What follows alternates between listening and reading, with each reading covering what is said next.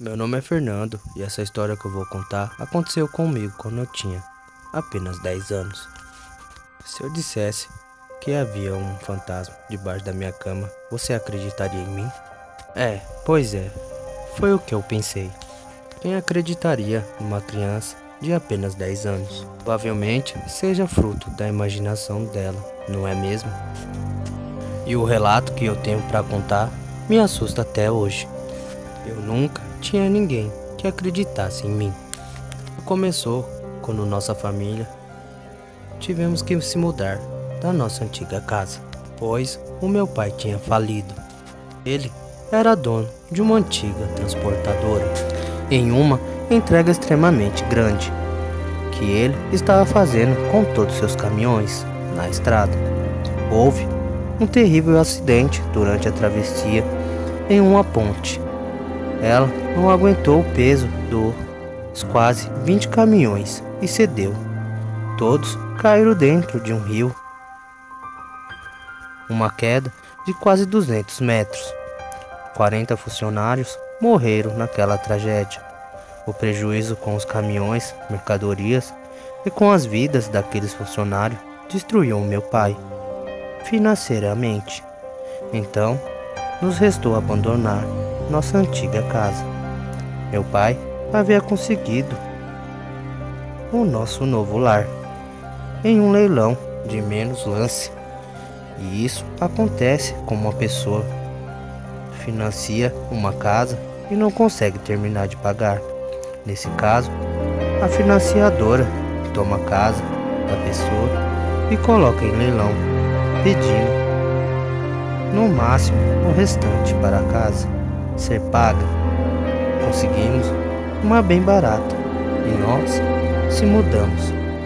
A casa já era bem antiga, paredes e chão de madeira. Assim que cheguei, notei um arrepio que percorreu o meu corpo. Não senti uma energia boa naquele lugar. Logo, meus pais me levaram no meu quarto, que já estava até com uma cama, e eu disse que não queria aquela cama. Eu nem sabia quem havia dormido lá, mas nós não tínhamos condições de comprar outra. Naquele momento, os móveis da nossa antiga casa não eram nossos, assim como os móveis dessa nova casa. Eu não poderia causar uma discussão daquelas, pois não era o momento. Então, decidi ficar com a cama.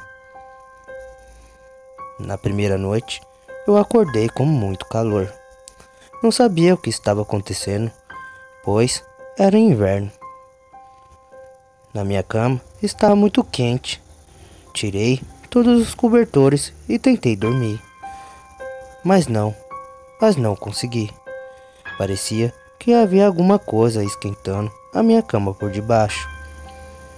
No dia seguinte, comentei com meus pais sobre como a casa era quente, mas eles discordaram e disseram que acharam a casa muito fria.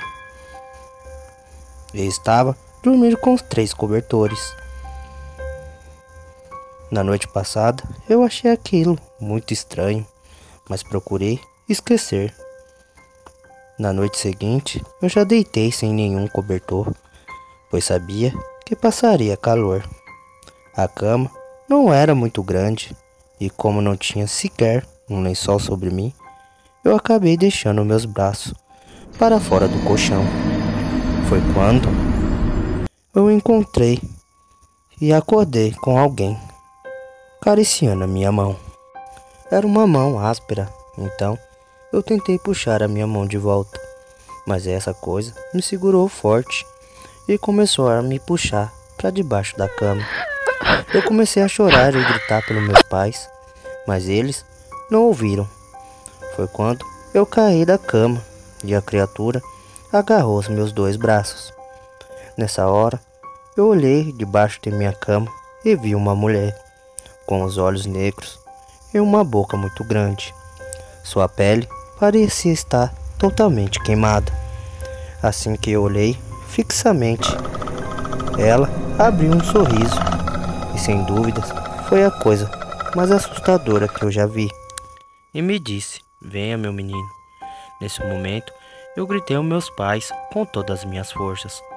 O colchão começou a pegar fogo. Então meus pais chegaram. Eu dei um forte abraço em minha mãe e disse desesperadamente que uma mulher havia tentado me puxar para debaixo da cama. Ela tentou me acalmar, mas eu disse que não queria dormir naquele quarto nunca mais. Logo, meu pai conseguiu apagar o fogo e todos sentamos para conversar. Eu contei tudo, mas como eu já disse, eles não acreditaram em mim, ou não quiseram acreditar. O que eles poderiam fazer se mudar, me deixar dormir no quarto deles, sendo que mal cabia 2 pessoas. Não, nada disso aconteceu. Mas uma coisa havia me deixado contente naquela noite. Meu pai disse que daria um jeito no estrago que o fogo tinha causado na minha cama. Logo, imaginei que ia ganhar uma cama nova e talvez isso resolveria os meus problemas. Naquela noite, fiquei dormindo na sala e na manhã seguinte, acordei com meu pai dizendo para eu ir no meu quarto. Chegando lá, quase cheguei a chorar novamente. A estrutura da cama estava intacta. O fogo não havia danificado nada. Meu pai apenas comprou um colchão. Já se passaram 6 anos e eu ainda estou nesse mesmo quarto. Depois daquele ocorrido, nunca mais essa mulher apareceu de novo, pois eu nunca mais dormi com os braços para fora da cama. Às vezes, o calor é insuportável. Imagino que ela tentando fazer com que eu fique sem um cobertor e coloque os meus braços para fora. Mas não, se depender de mim, isso nunca mais vai acontecer.